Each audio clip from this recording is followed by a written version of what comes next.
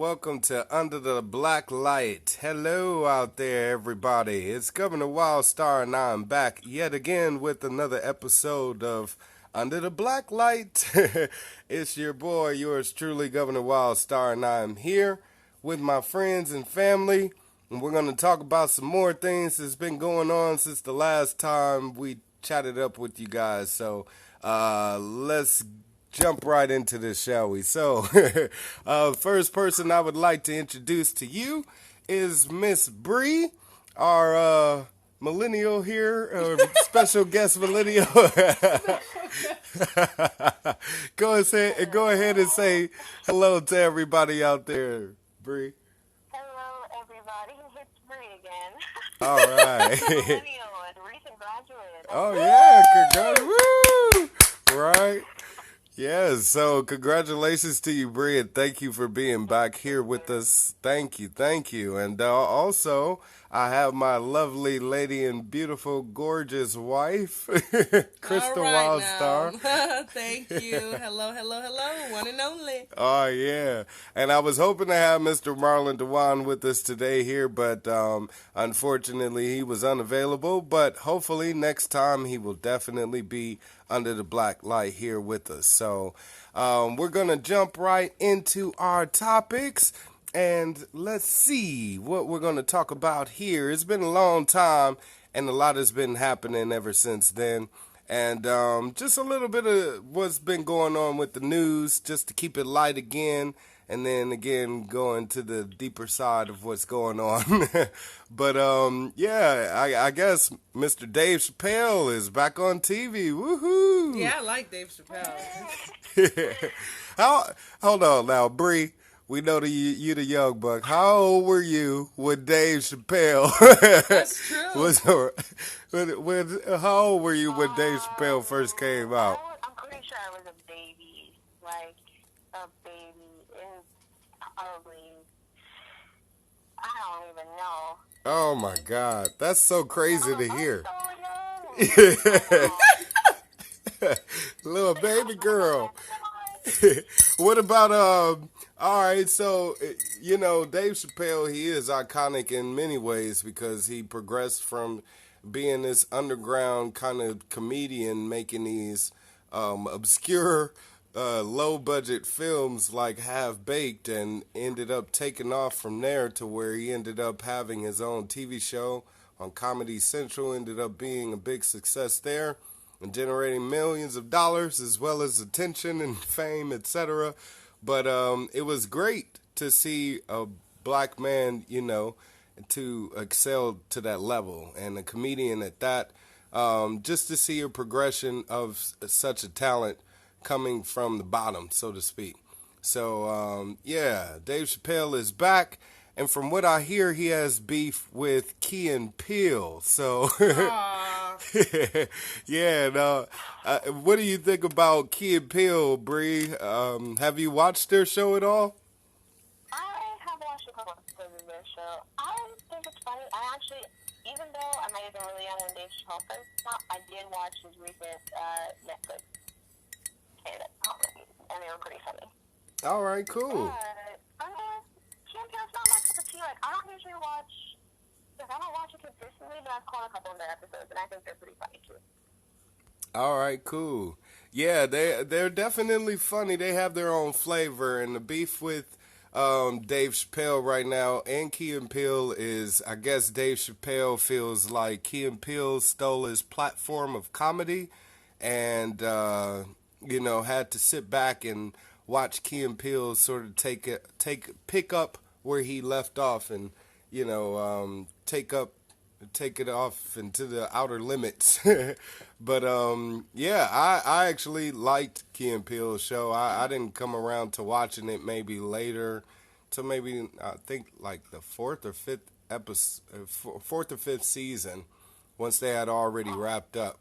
But yeah, my wife and I, we used to sit around binge watching it, and we enjoyed it very much as well, and found their show to be equally as thought provoking, and for them to use the platform of comedy again to generate topics of discussion that are more of a serious tone.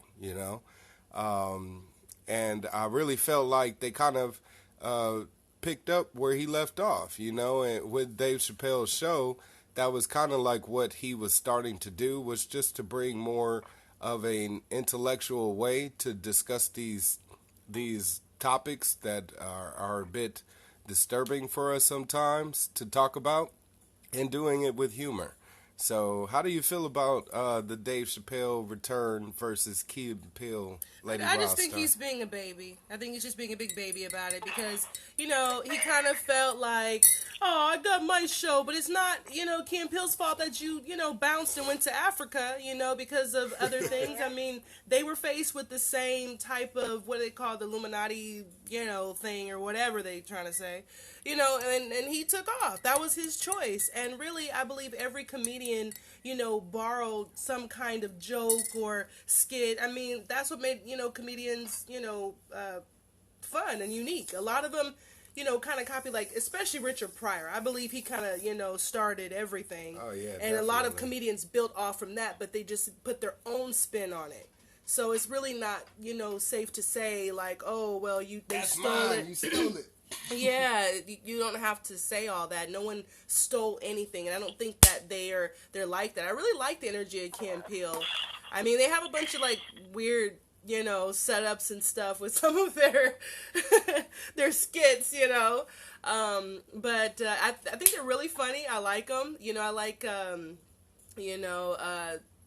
like how they approach the audience. I mean, they're comfortable in their own skin. They're who they are and they express it, very well. So they also do bring to light, a couple things that I believe that we, the media or people, need to kind of see. But they put it like in a satirical type of way, and I think that's pretty cool. And the same thing, Dave Chappelle. I mean, personally, Dave Chappelle is a little bit funny. Like, his show was funnier, in my opinion. I think he just kind of stayed true to who he was, like, the whole way through. I kind of think, like, Dave Chappelle could have been influenced by, like, a whole bunch of other people. Yeah, how about Chris Rock? Or Key and Peele have, been influenced by other people. What'd you say? I said, how about Chris Rock even having his own show before, Dave Chappelle? And that was a mixture of the same, a bit of stand-up with the audience and having the skit comedies incorporated into it. So them too. it's nothing really new, so to speak. It's what's more so is new and refreshing is just, again, having that type of entertainment being presented to us. Because it seems like as black people, one moment is there, the next minute is not. Like In Living Color, a great I love sketch In Living comedy Color. show. I like that show. Yeah, they You know about In Living Color, Brie? I used to watch that, yeah, with my aunts when I was in New York. I watched that as a kid. Oh, wow, okay. I love That's a it. classic right there. I mean, look at how many comedians popped out from that TV show. You have Jim Carrey and Damon Wayans and All of them got starts, dance. I mean, it really was a platform for a lot of, like, Jennifer big stars. Lopez even. Yeah, Jennifer Lopez and Jamie Foxx, all of them started there. Damon, all of them. Exactly. Yeah. Also too, I mean, really, Dave Chappelle should be on Amy Schumer. Okay, I like Amy Schumer. I do. I do. She is funny because she puts, like, a female twist on a whole bunch of things. But as I'm listening to some of her stand up, and then I'm listening to a little bit of Chappelle's stand up, she's, like, biting off a lot of his jokes. They even call her the joke thief. There's, like, so many videos on YouTube about her biting off of jokes. They even have her side by side next to Dave Chappelle, and she just kind of puts, like, a slight twist on it. What'd you say? Really? Stealing jokes? Oh yeah, she's stealing jokes. Oh yeah, she's I agree though. I don't know. Like, I didn't think that Key and Peele. I don't know. I guess I get why it's similar, but I don't understand why he's mad if, like, he decided to stop his own show. It's not that it's like he's doing a show and they're doing their show and then their show is more popular than maybe I feel like. I guess I get what his thing, what he was trying to say he was sensitive about was, like, they're saying they created it and maybe not giving any credit to, like, their influences, but I don't know how explicitly. I'm like, what is he want them to do? Put a little segment that says inspired by, or I don't know. Like, what? Why does it matter? I feel like instead of, like, jumping down this road, maybe like, take that their props, especially especially because he did a similar thing. Like, I don't know. I can't say because I get frustrated when people, when I said people are copying me and everyone's always like, oh, you should be flattered because they like you. And I'm like, yeah, but it's annoying because I did it first. So I get both sides, but it's not, like, I don't think it's anything to make a big deal over. Like, you know, they're doing everything that happens. There's nothing new under the sun. Everyone does something with their own little twist. Right. Like I think they're both funny, so. Exactly. I like them too. Yeah, you're right. It's crazy because again, to kind of blame somebody to take something that everybody is that's universal comedy, us laughing and making jokes, you know. And yeah, we are going to be inspired by each other, but there isn't any way to steal an idea. You know, I really do think it's more so just him being upset that they were able to continue on the success that he was able to build on his show off of the popularity. And I think, if anything, that's what he's trying to, moan about, so to speak. Well, he should congratulate them instead of, exactly. Instead of being booty hurt about it, saying, there's some, black people out there still carrying on the skit thing. Cause right. You could barely even, there's, SNL, I'm sorry, it sucks. It's just not funny to me. It isn't. But yeah, it's been on forever. It's been and on it will forever. be on forever. And I'm just like, because, big money, owns that. You know what I mean? The Jewish, whoever, they're owning the what is it, SNL, whatever. And I'm just like, that doesn't make, it's not even all that funny. I actually thought, In Living Color should have been still on. I mean, they were the funniest to me, hands down. Absolutely. I mean, way better. Yeah, I agree. I mean, it's definitely one of those gems that needs to come back. If they could do a reunion or something, Yeah, I would watch that. Do a new version or something. Oh yeah. But moving on from Mr. Chappelle and on to Mr. Key and Peele, I'd like to talk about Jordan Peele's recent success as a movie producer and director with his own movie, Get Out, because he actually transitioned from doing comedy recently to doing horror. And he released a movie called Get Out. Don't know if you guys ever seen it, but if you have seen it, we're going to be talking about it. So I don't know, spoiler alert, if you want to call it that. I would put that in the description. Yeah, right. We won't talk about everything and spoil everything for you guys, but let's talk about it. So, Brie, have you seen the movie? I didn't finish the movie, so this is going to be a little bit of a spoiler for me, too. I started to watch it, and then I had to stop. And I just haven't gone back to it, but I want to finish seeing it, so I guess that's be spoiled. Okay, so what did you think of it so far from what you've seen? Yeah, where did you stop? I stopped right around the beginning. That's pretty close into it. After everyone kept talking about it, I gotta go see it. That's the main rule that everyone told me: do not go and see it with any of my white friends. So that's I really want to see it. I'm like, all right, let's go watch it. So from what I did see, I would say scary, but it's scary because it's almost like real. I think that was like the difference between normal horror movies where it's fiction and this one that just seems so like, okay, this seems like stuff that happens in real life. I'm a little bit freaked out in the sense of like, but I think it was interesting to take on it as far as like revealing how untrustworthy white people or white women in particular are. That was what was kind of like really striking. Not surprising, but to just see it in action really put everything in context, just watching how, and without saying too much, the family, just like the family's motives and like really, I looked at it so I know what happens in the movie, but I was really just taken back by like the fact that they were like auctioning off or like selling the black people to white families. I didn't get too much into it, so I'm like, that just kind of reminds me of stuff they actually do in real life or that they have done previously, and I think that was like what made it freaky. Yeah, but the audacity of us believing that they could actually still be selling black people as slaves. Can you believe that? Yeah, I can believe that. Right. I can believe that. That's something I that's what makes it like more scary. Just really watching it, okay, the movie, but realizing some stuff in it is actually true. Like that was the freaky part about it. Like, okay, it might not be happening exactly this way. Like, I doubt that white families are hypnotizing black people into things, but they're definitely. I mean, right now we're dealing with bunches of black people missing, whether it's for organ donating or who knows, being sold into sex slavery. It was crazy. Right. That's what I say. A little bit that I did see was crazy, and I want to finish the rest of it. So I don't want to get too spoiled. I love to hear what you guys have to say about it. Well, we'll try not to spoil too much of the movie for you. But and why were you told not to go and see it with your white friends?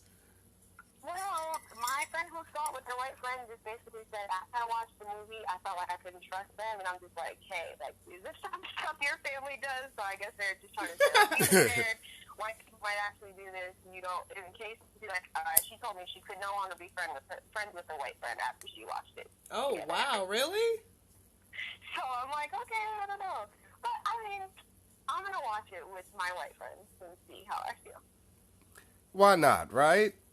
Yeah, I mean, They're gonna be your friends, but they're gonna be your friends after the movie anyway. You know what I'm saying? Yeah, I mean, I think Jordan, when they were doing, like, interviews on him, they were just kind of, like, downplaying it. I think he wants to, I mean, even just the very name, Get Out. I mean, get out of where? And it's, like, almost like a warning type of title for a movie.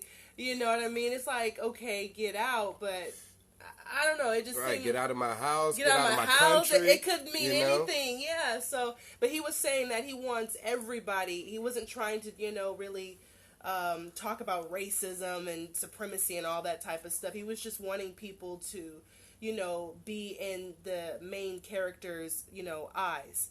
Basically, look through his eyes, and white people, whether you're white, black, or whatever, you can kind of see what this character is going through, and he just wants people to kind of look at it in that way. That's what he was saying. But he kind of just, he didn't really, go into full detail. I'm like, why in the world would you just, it had a lot of symbolism and everything like that. And I saw a couple of, interviews, and he really didn't talk too much about the symbolism. I actually heard a lot of his, a lot of fans that actually saw the movie talk more about the symbolism than he did in the interviews.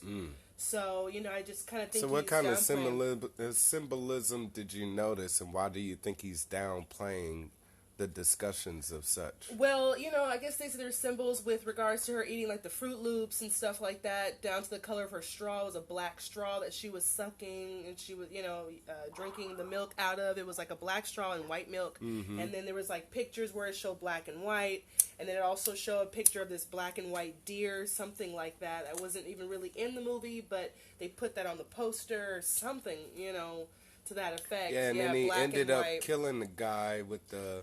With that very, the deer, there's, more detail. And I mean, I'm still, listening to other people's commentary on it and kind of seeing how they perceive it. Right. Everybody has their own perception of that. But I did look at hear some of his interviews, and they just were kind of like, it's not racism. He doesn't want to make it too controversial. Well, he's married to a white woman, too. That's so what then it one comes guy with said. a lot of slack. So, He's half white and he's married to a white girl. What? I was going to say, I mean, it's hard to, maybe it's not about race, but it's the most obvious thing in your face. Like, You're right. I mean, It's like the pink elephant in the room. It's like, but yeah, I mean, from what I gathered from the movie, I mean, my wife and I, we actually went to go see it together, like on a date night.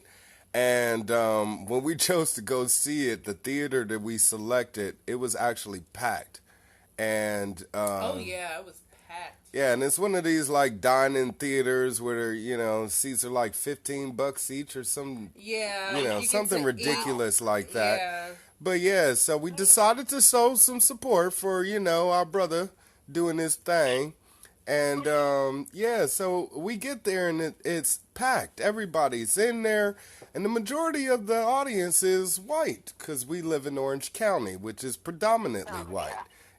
So yeah, so we're outnumbered, and we're already getting looked at like, oh no, it's black people here. Hey, what they expect? But yeah, we're watching the movie. And the both of us is just like, jaw dropped type of, complacent stare into this movie because it just had us both enthralled. And I don't want to spoil things for you, Bree, but at the end, there was some things that happened, that to where the audience erupted, and we were really just thinking that was crazy because it ended up being a point where his girlfriend ended up getting killed, and it was by the black guy, and Oh boy. right. And so we're seeing this dynamic happen to where you have a black man killing a white woman on a movie screen, and people are cheering for it, opposed to, being appalled by such an idea. Like, oh, preposterous. How Yeah, does I that mean, happen? because that's how the whole OJ thing came about. The reason why people are so disgusted about it, because it's a black man killing a, pretty little white girl. And here we are depicting that in a movie, and it's being, cheered on by white people in the audience. So we just thought that was a very interesting dynamic just to see in the movie theater audience in itself, Yeah, he said he didn't even think it was going to be released, like someone was going to block it, from even them allowing that type of controversial movie in Hollywood. He said, I'm just, everything was going good, but he always had that fear in the back of his mind that they wouldn't accept it. And he was shocked when they let it go through. I was shocked. Yeah, I was like, they let this I go. can't believe it. I thought the movie was nothing less than brilliant, and I loved every moment of it. I need to finish watching it now. I'm sure I will feel the same. Yeah, all right. Non-stop. That's what made me even start watching it. I mean, it was literally every single place I went. So I was like, did you sneak it out? Did you sneak it out? So that alone, I mean, if everyone likes it, general consensus is that it was a great movie. So I'm super excited to see it. Yeah, I mean, he actually broke records with the movie. Ended up Yeah. making more movie off an independent scary movie than Blair Witch, who You set said more the movie. more money. Yeah. I was like, Yeah, you and mean four movies? I think it's the first one. yeah, Blair Witch was actually one of the first independent movies to have set such a record. That's the reason why it gained that popularity. And my man made like $100 million as a director, and is the first Yeah. black director to have grossed that amount of money off of a single film. It So cost $5 million to make too, I heard. yeah, exactly. Oh, So you know. yeah, thumbs up to him on that. I Yeah, definitely good work. wish him all of the best of the success in the world, as well as Dave Chappelle. Keep it Yeah, up. I Keep love doing them what you're both. doing. We appreciate all of your arts, and keep up the good work. So, Keep us laughing. what'd you say? I said, keep us laughing. Exactly. Right. Keep us laughing. Yeah. Inform the masses. Yeah. Despite all of the things out there to cry about and feel so hurt over, and those are kind of one of the things that I want to roll into here. And one of the topics or stories I want to talk about is a recent article I came across regarding an inmate in Florida that was incarcerated. He was actually in a Dade County correctional facility, and in this facility in particular, they deal with people that have mental disorders. So the brother was locked up and quote unquote, I guess, diagnosed as being schizophrenic, and was arrested on cocaine charges, cocaine possession, you know. But while he was in jail serving his sentence, which we know ends up being like a 25, 35 year sentence actually a 2 for year possession. sentence. Yeah, Yeah. he got it shaved down, and he was just about to get out, actually. And again, because of his mental disorders, was having issues and ended up defecating himself and spreading it about throughout his cell, and was put into the showers by deputies. He was locked in there, confined, and they turned on the hot water and walked away. Okay? They left this man in the shower, scalding water, for over 2 hours. And the only reason why this story ever came about was because other prisoners in the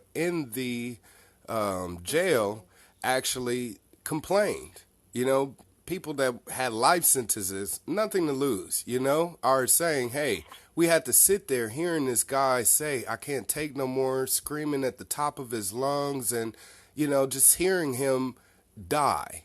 Because after 2 hours, he had ended up being burned to death and boiled to death in this hot water. And as they brought out his body, there were bits and pieces of his skin coming off, and it was red, and it was just gruesome scene. So it's awful that this happened to such a person, but the even worse part is this. An investigation happened, and guess what? They decided or found that no wrongdoing happened, and the deputies that were investigated, the 4 deputies that were investigated, were let off and are still employed by Dade County Correctional Facility. So, of course, it's a white-black dynamic there, and yeah, let's talk about that, ladies. Lady Wildstar. Yeah, it's just really unfortunate. Yeah, they said actually the temperature was like 160 to 180. The deputy actually after they did the investigation, they said they measured the temperature, and it came out to like 160. And actually, the prisoner said it was like more than that, 180 or something like that, which is 40 degrees hotter than what's the state legal, like the state safety legal limit. You're not supposed to have it over like 40, over a certain amount. And they had it on there for 2 hours. They said the first hour he just was screaming, and I think after like the second hour he just was dying out. And they couldn't even do the autopsy right away because they said that he was just too hot to even touch, the coroner or whatever. And they said his skin was just coming off, I mean, just boiled alive. And they actually even said some of the inmates heard the officers laughing, saying, "Oh, is it hot enough in there for you?" Oh, that's disgusting. So, yeah, they heard them laughing and saying, "Oh, is it hot enough?" And so they were there. And, I mean, and if they don't get charged for that, let's just say, that they weren't in the next room. I mean, or they didn't hear anything. They still should get fined for negligence. That's negligence. Locking right them off up the bat. for over 2 hours. You don't lock nobody up in there like that, and then they can control the temperature on the other side. So they have like the whole control panel as to how hot it can be. Wow. So they weren't sleeping or nothing. I mean they have a 24-hour clock duty. Somebody heard him. So obviously the inmates are right saying that they heard him. Like laughing and stuff like that. They're laughing at the guy. Oh my God. Bree, did you hear about this? That's something that said they came and checked on him every 30 minutes. Like, as far as reading why they didn't get charged, they were saying, there was nothing to prove that, they put an inmate in the shower to clean himself up, so that doesn't prove that they were trying to harm him in any way. But I'm like you said, 2 hours? Like, first of all, 160, even if it was 160, not 180 degrees, like, I'll turn my shower on too hot and it hurts my feet. So for 2 hours, like, they literally boiled someone alive, and I didn't see anything that proved that there was no evidence. Like, the no evidence that they had is that they checked every couple of hours. And that was really the only thing that they said. I'm like, they checked every 30 minutes, so at an hour mark, why was he not let out? Or they were trying to say he refused initially to go under the water. And they even said that there were reports from other inmates who said that they have gone through similar things, that this is a tactic that the guards have used before. Usually it's not that long at a time. So I don't see how that alone was not enough to, like, convict them or at least fire them. I mean, it's not surprising at all.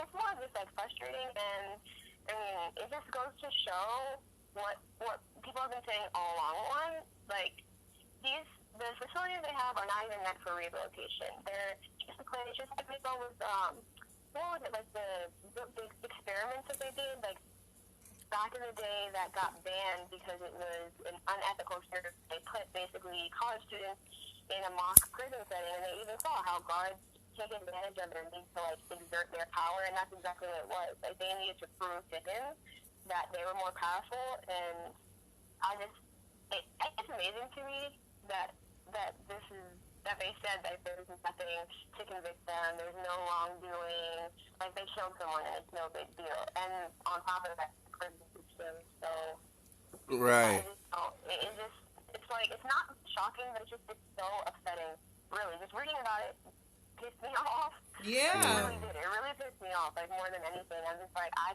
can't believe that, I can't believe it happened, and I can't believe that they're doing nothing. And then they tried to say, oh, his skin didn't get peeled off in the hot water. It was something, like, wrong with him. And so I'm like, are you kidding? Like, people even said, someone described him as looking like a boiled lobster. Yeah, it is. It's so angering. I mean, just to hear all of the details, Oh yeah. and like you said, not only that, but to know that the guys get off scot free, and it's disgusting to hear that because it takes away from any confidence that any black person could have in the justice system. You know, any person, period, can have in our justice system, especially to think that it's going to serve them and benefit them and to where they're going to be protected by this justice system. We're being told that we can be slaughtered like animals and treated in the most inhumane ways, and there's nothing that we can do about it to fight it. And you're right.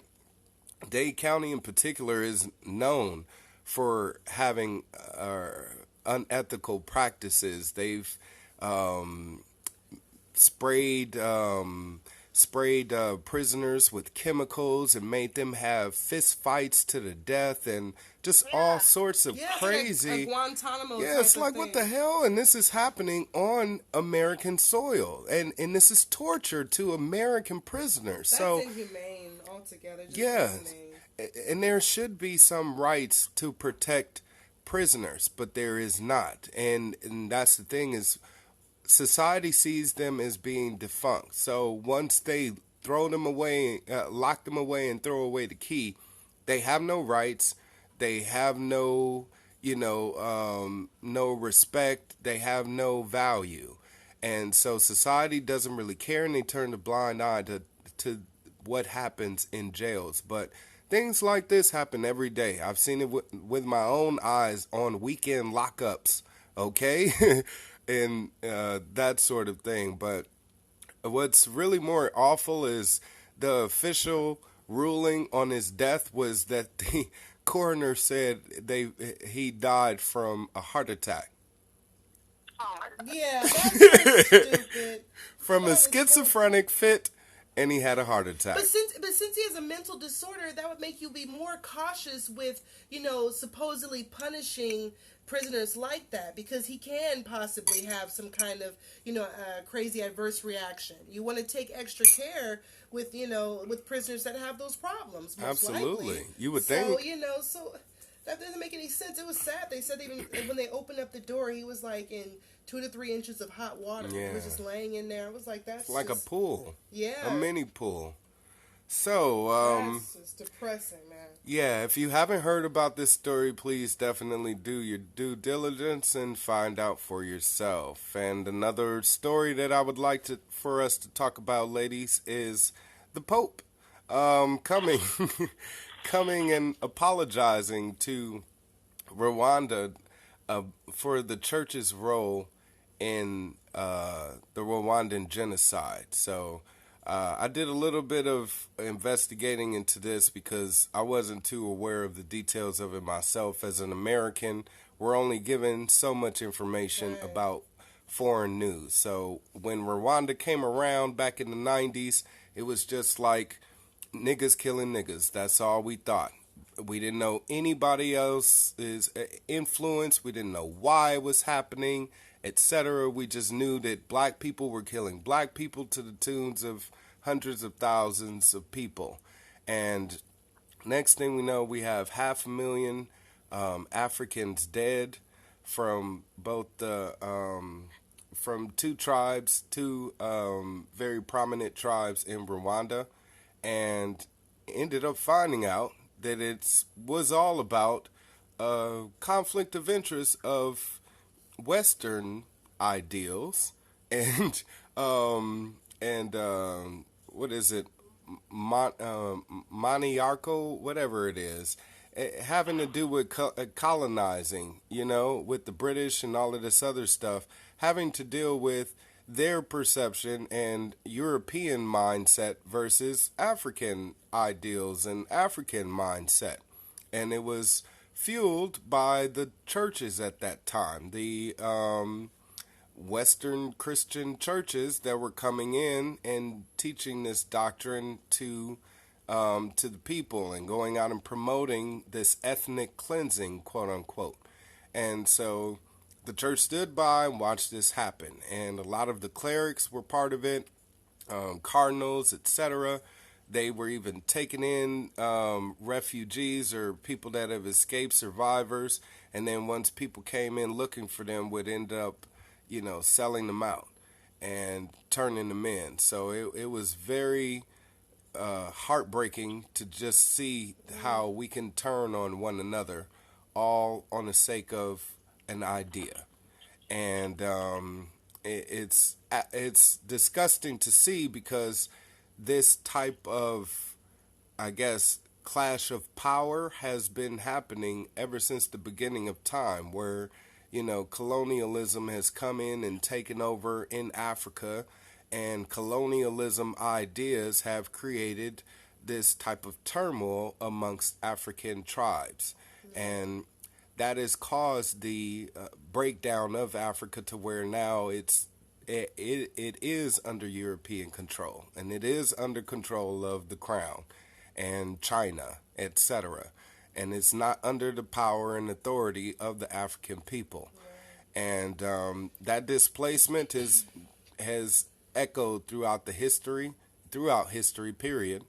And so the Pope decided to come out and apologize to the president of Rwanda about the church's role in the genocide. So, do you accept this apology, Brie? I don't know what he thinks an apology is going to do.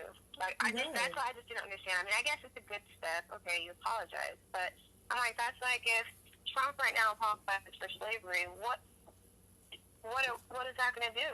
Yeah. Okay, thanks. 20-something years later. Not to mention, I don't know if his apology was sincere, because I was reading something about it may contribute to a purification of memory. Like, is he worried about saving face? Because, like, okay, I want to apologize on behalf of the church because this has disfigured the face of Catholics. Like, okay, who cares?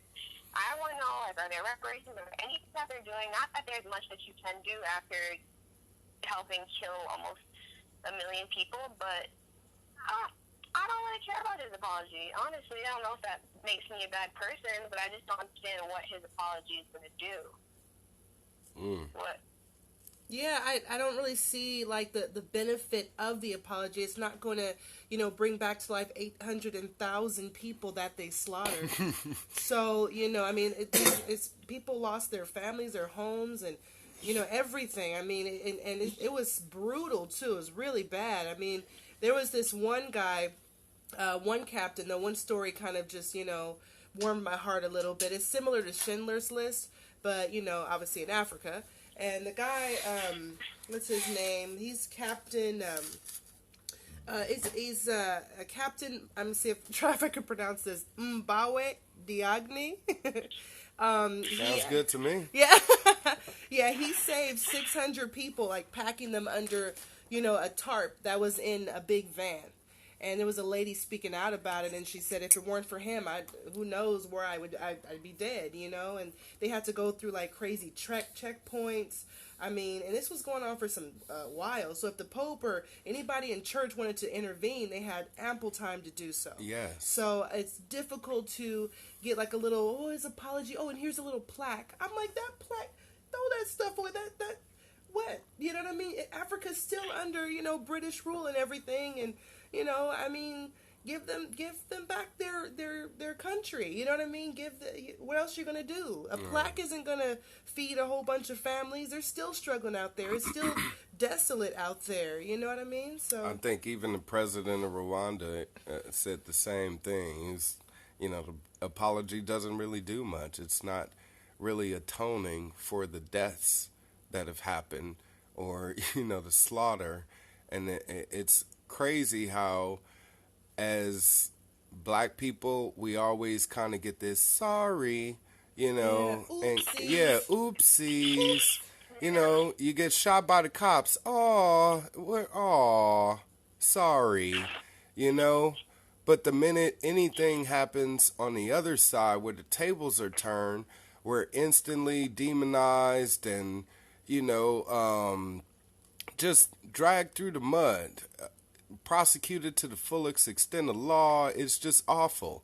So that's how we know that there's some contradictory standards to our government, number one, as well as society. And we definitely need to do our best to fix that in some sort of way. And the proper way to atone for slaughtering millions of people, it isn't just saying sorry and shrugging your shoulders. At least with the Native Americans, they did make amends by saying, here, let us at least give you back a portion of your Yeah, land. exactly. Or, excuse you from our bureaucracy by not having you pay taxes like none of us should, you know?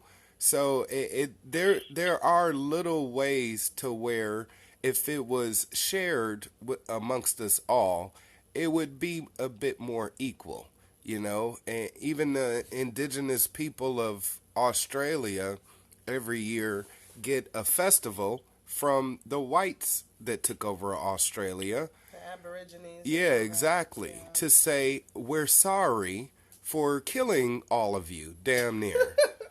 And it's a festival. It's like a whole big Yeah. ordeal, and they do their best to show them every year how really resentful they are for the actions of their ancestors. But you'll never see that in white America.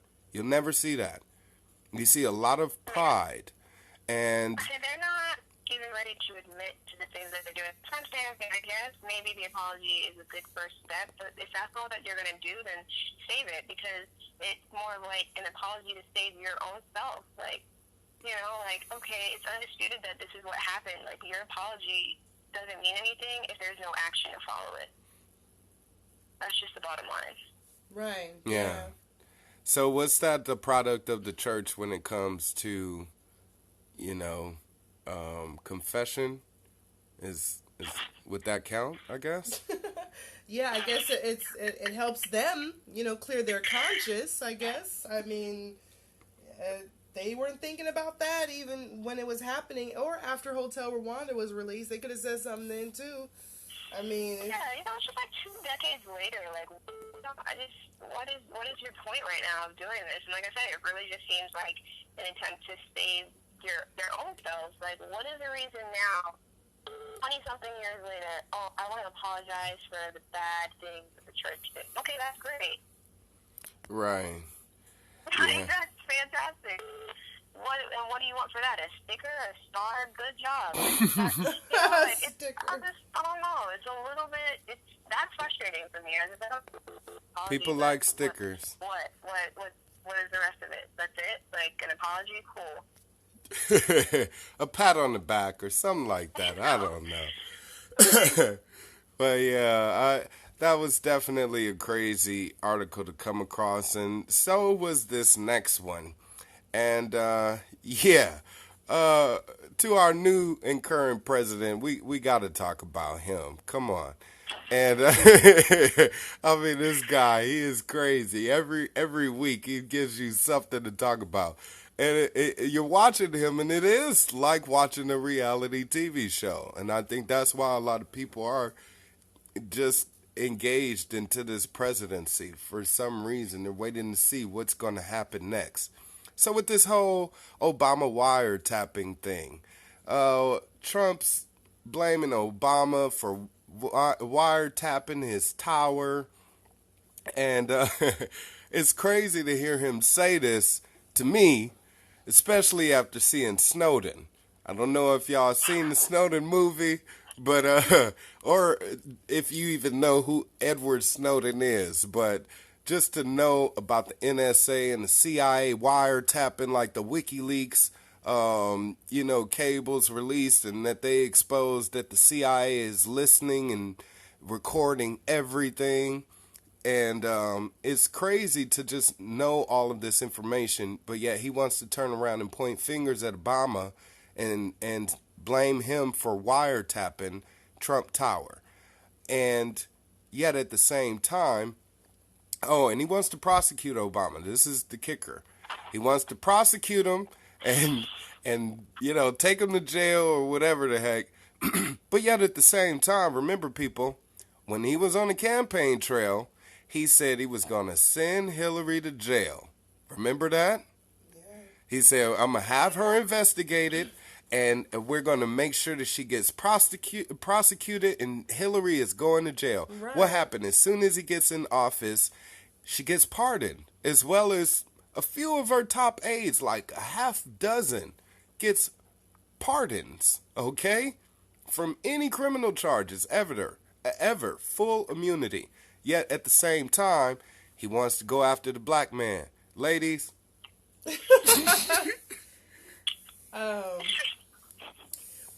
Who wants to say something? Where do you start on this? Where do you? Well, for starters, my first start is Trump needs to stay off of Twitter. I don't even have Twitter, and I'm so tired of his tweets. That's the first thing.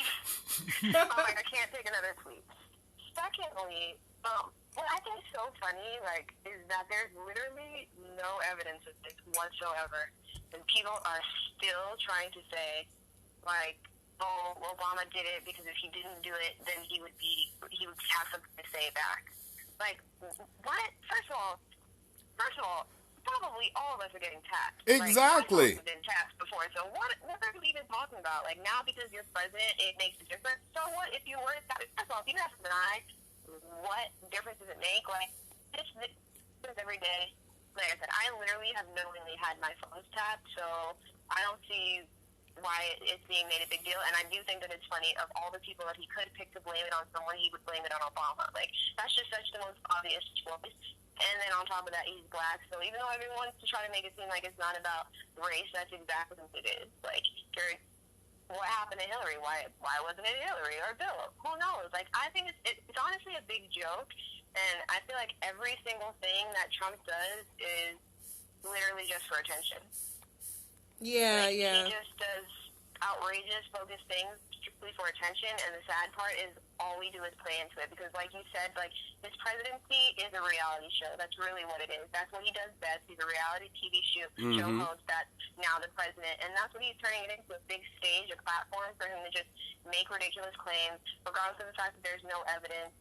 People are eating it up, and it's I really can't ignore any and everything Trump has to do, and yet somehow it always ends up just making its way back into, conversation. It's really frustrating though, and I don't think Obama did it. If he did, well, yeah, he did it. Okay. There is evidence that he did it, but this is the thing, like you said, it wasn't just him; it was everybody. So you can't just single yourself out to say, oh, he did it to me. No, he did it to everybody. And it's on the same scale as if Richard Nixon, okay? Watergate. Watergate, who ended up resigning before he was impeached. Same difference, only on a broader scale. And it's crazy that Obama is even given the go-ahead to do such a thing. I mean, I think all of them should be arrested. Him, Hillary, their whole cabinet, all of them. Yeah, straight up, they're traitors, and everything that they've done to the American people has been treasonous, and it's been criminal, and it's been against the law. So there isn't any reason why they shouldn't all be prosecuted. But key word, all. And even with the recent information with the CIA exposing, or the WikiLeaks coming out with information about the CIA spying on everybody, the CIA isn't supposed to have jurisdiction in America to do such a thing. They shouldn't be spying on American people. The CIA's jurisdiction, is foreign affairs. So these are just dynamics of where, again, it's like the pot calling the kettle black. And they're slapping, each other on the hand, on the back of the hand. Just more fights. It's just, more of like a boxing match in the ring. You know, how he was saying, oh, I'm going to get Hillary, I'm going to get Hillary. Oh, now I got to get the president. I'm like, this is not even, this doesn't even seem like a true presidency, that a new president is in there. And now he's like, oh, you're spying on me. Oh, no, I didn't do nothing. Oh, you did something. Da, da, da. It's going back and forth like somebody just throwing like a tennis ball back and forth and seeing who, you know, gets more media attention. I believe, really, truthfully, I believe it's just another smoke and mirrors to get other people just like, you know, riled up and stuff like that. On just You think he just hate plays and race. into it? Who, Trump or Yeah. Obama? Yeah, of course. Trump likes drama. I mean, he likes it. That's why they got him for the seat. You know, he likes drama. He likes all that craziness. He likes to say backward stuff. And then Obama, he's acting like he wants to protect America. And, oh, I'm just looking out for you and this and that. I'm like, now you're looking out for us after your presidency is done? I mean, come on now. Why are you even wanting to even entertain something like that? You told America, you addressed America saying, oh, he's going to be here and he's going to be your new president. You're shaking hands with him on the media like you guys are just friends and everything. And now you're talking about wiretapping. It's all chaotic to me. Smoke and mirrors. It's absolutely a joke. I'm just like, this whole presidency is a joke. Yeah. Every presidency is a joke. Like, America right now is the biggest joke alive. We've been the biggest joke. It's just now it's gotten to a point where it's so in your face that you just don't even know what to do with it. Like, that's how I feel, genuinely. I just don't even know what to do with this. I'm like, this is an interesting time to be alive. I'm telling you. Oh, yeah. Tell me about it. Are you not entertained? Yeah, it's a boxing match. Straight up. Yeah, people are This is betting the money greatest on the side ring. show in the world. I mean, yeah, overall, this is what I want to encap is how there's been this struggle in America with black power versus white power. And even, a few weeks ago, there was a protest out here in Huntington Beach, where some Trump protesters came out. It was a pro-Trump rally, Make America Great Again. And they were there, you know, representing their beliefs, and that's fine. You're welcome to. But yet at the same time, there was a lot of racial prejudice being expressed. And there was some counter-protesters there, which they are rightfully able to do as well. But once they started to get provoked by these racial taunts, fights ensued, there was mace, etc., you know, people got hurt, so arrests were made, all of that. So it just turned into this big bad thing, and it's sad to just see this divide happening more and more, when again, these presidents are supposedly going to unite the country, and it's crazy because I'm looking at this video and I'm hearing the protesters from the pro-Trump rally, you know, talking, and she's like, you know, he's going to unite the country, and I'm like, do you see what's happening? This isn't uniting us at all. It's creating more of a divide. More of a divide. And again, this is in Orange County, where it's where? Predominantly white. So you had a group of white people versus another group of white people. You see what I'm saying? And it's crazy just to see that dynamic in itself. Well, you know? it's just like Rwanda. You got two black people. They all look the same and stuff, but they're going against each other. Divide and conquer in Africa.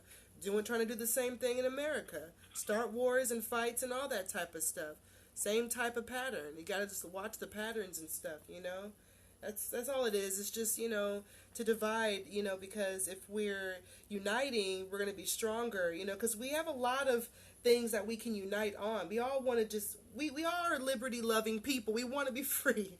You know, that's the bottom line. You know what I mean? But how can we focus on freedom if we're still just, you know, staying stuck on just dumb semantics? And that's what they're preying on, I believe. So the pattern to me seems to be that white power seems to be motivated and geared on oppression and supremacy and, you know, having somebody under a ruling thumb, opposed to where black power, as history has shown us through its expression, has always been about unity or peace or love. Yeah, there's more acceptance within the black community. Yeah. You know, because we don't like to do, try to show too much hate. I know in some of those rap songs we like, I got more money than you, all this stuff, but ultimately, I believe we're more accepting of everyone, and all the Yeah, and look at and all white the rappers. The fact that they're successful in an art that's, again, predominantly dominated by black people But I don't says that we're accepting. But I how don't many think black all of that- country artists are there? yeah. So, But I mean, I don't think like all white, Hootie all and the white Blowfish? people. Is it just Hootie now? No. I don't think all white people, are, hating. Because, I mean, the thing is, we've kind of all grew up together and merged and stuff like that. You know what I mean? I don't believe they all want that. It's yeah, and that's it's what that being rally showed.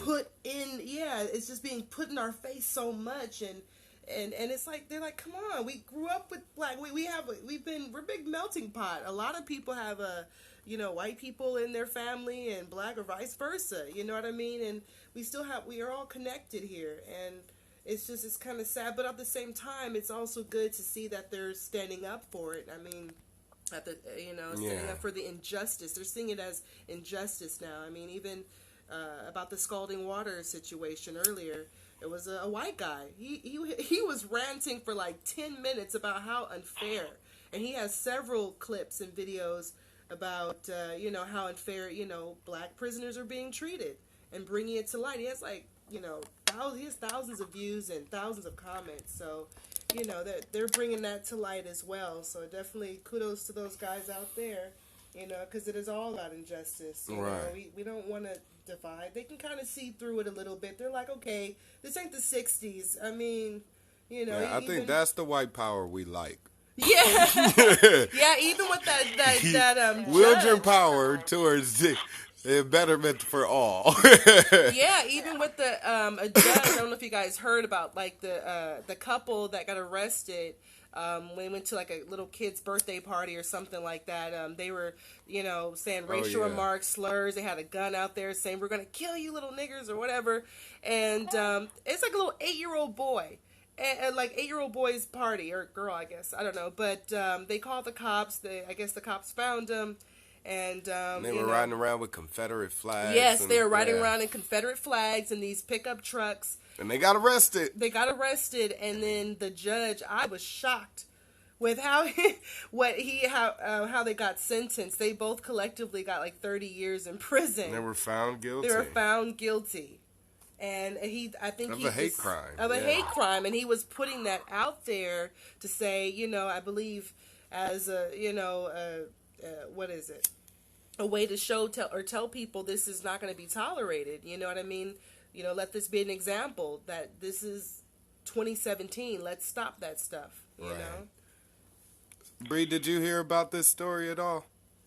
I did not hear about that story. I'm just sitting here in shock right now. Like, oh, wow. Well, at least a happy ending, but I'm just like, that's what I'm saying. There's stuff like this that's happening. I mean, hopefully it's just eye-opening to everyone else, because I feel like these are things that have been on my mind for quite some time now. And I guess, to some extent, I'm glad that more people are starting to speak up, but it just seems like there's still so far to go.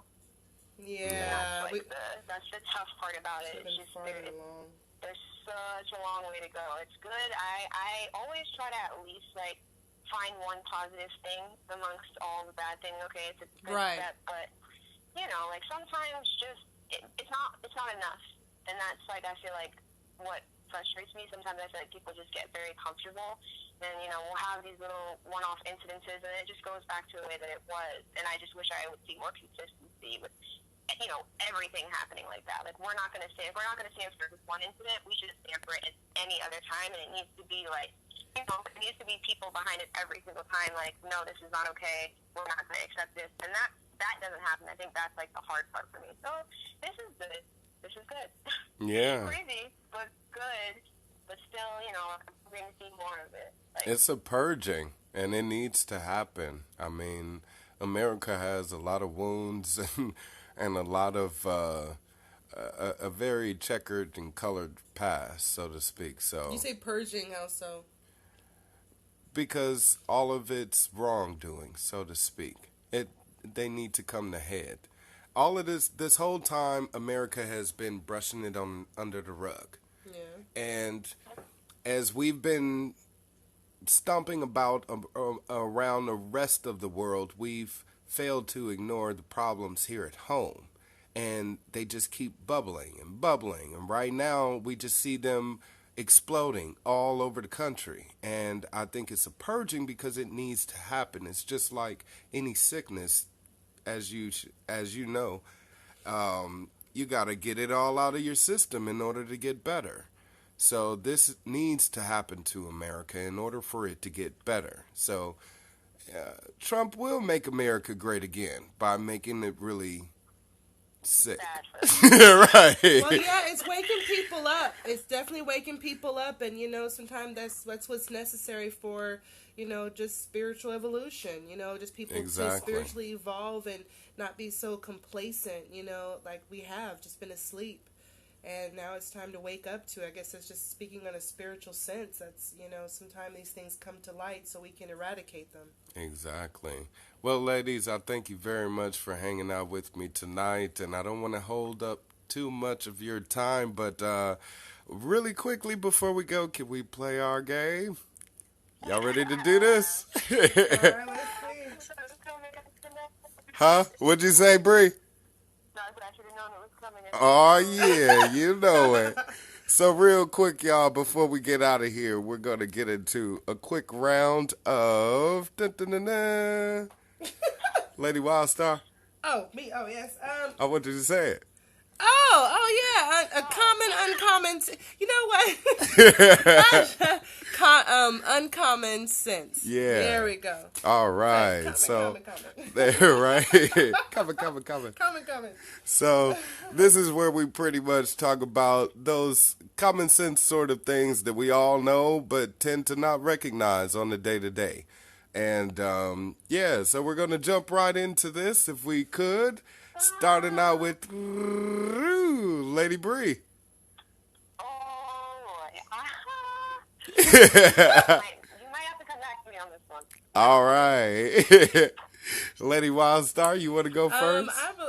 Just recently I seen like a whole bunch of like those chemtrails, and it's causing a whole bunch of pollution. So it's like, why are we being charged to, smog our cars when they're just constantly spraying pollution out into the atmosphere? Ooh, that's a good one. I'm just like, wait a minute. It literally blocked the sun. It was so thick. But yet we're being charged to say, oh, we'll protect the planet, here, smog your car. Mm-hmm, and being taxed for And it. being taxed for it. I'm Tax. like, hey, what the heck? Give me your money. All right, I got one for y'all. Why do people still think that the dollar is backed by gold when it hasn't been since Nixon was in office?